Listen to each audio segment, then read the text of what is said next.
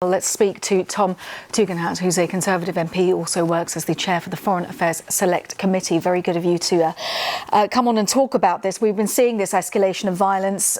These protests have been taking place since the 1st of February. I know that the UK has called for a UN Security Council meeting, but we also know that the generals in Myanmar are simply not scared of any sanctions. So what are the options of the international community?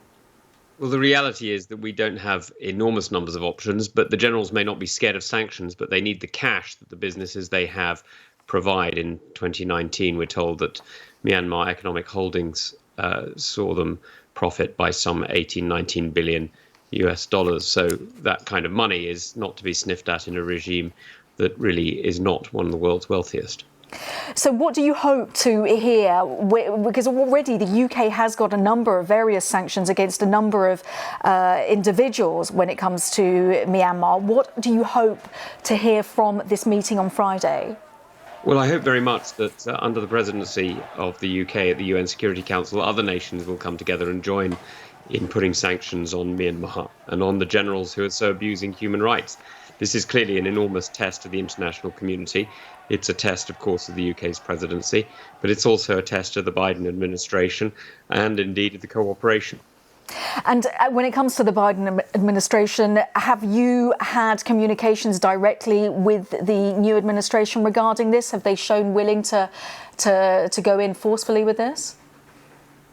I'm sorry, I missed the beginning of your question. I was just saying, because of course we have the Biden administration now. Have you had communications directly with them? Do they have your support in being a bit stronger when it comes to what is happening in Myanmar?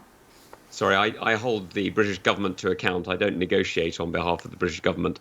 So I haven't had any negotiations with the Biden administration, but I hope very much that our Foreign Secretary has, and perhaps even our Prime Minister. You need their support, and you also need China's support. Has there been movement with them? Again, as I said, I don't negotiate on behalf of Her Majesty's government. My job is to hold the British government to account, so I don't negotiate with foreign powers on behalf of the British people. But it is, I hope, something that exactly what the British government should be doing. OK, so talk us through more the sanctions that the British government has ordered already when it comes to Myanmar. Well, at the moment, the sanctions that we've put on are very, very targeted.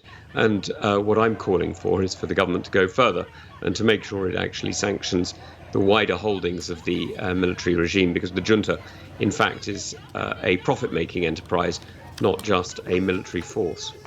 And companies, is there a suggestion that there are British companies that are trading with the generals, with the military junta? Well, there are very few. The reality is that the British economic interest in Myanmar is relatively limited, but we have many partners and friends who do have interests. And that's where the Foreign Office should be acting. It should be calling on friends and partners to make sure they stand up for the human rights that we all value. And can you talk us through those friends and partners? Well, those friends and partners in the region are countries like India and like India and Vietnam. And we hope very much that they'll be acting. There are many others as well. Countries like Australia have a much stronger interest in Myanmar than we do. And when it comes to, we're seeing once again, just continuing violence and young people, very young people, and the way that they're using social media to get word out with what is happening in Myanmar. What's your response to that? Are you engaging potentially with people who are, well, simply scared?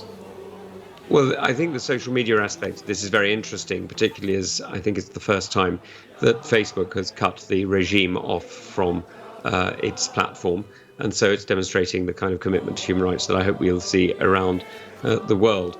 But enabling human rights activists, those young people who are protesting for their liberty, to communicate is absolutely essential. And in that, social media is providing a very important platform and informing all of us too. And I appreciate that you are here to hold the British government to account, but when it comes to Aung San Suu Kyi, do you know of channels of communication with her? I don't, but I do know that in the past we've had very good relations with her. Indeed, the Prime Minister met her not that long ago, and before that, the Chief of the Defence Staff, the then Chief of the Defence Staff, General the Lord Richards, had a very good relationship with her, and indeed was beginning to get some influence over the military, but sadly that seems to have fallen away. So in terms of looking forward, do you think that there is a resolution then that is possible, that the generals will eventually listen?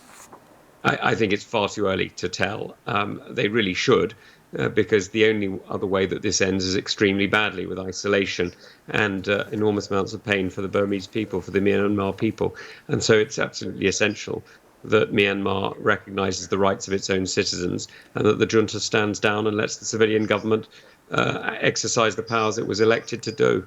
But it feels like with the whole idea of sanctions and also isolationism, the UN Special Envoy, in fact, said that they're simply not scared of being isolated. As she put it, they have a few friends that they're used to talking to. Well, I'm sure she has much better knowledge of the country than I do, so I would listen to her. But it's certainly true that they do require foreign money to keep the regime afloat. OK, well, Tom Tugendhat, the Foreign Affairs Select Committee Chairman, thank you so much for talking to us. Thank you.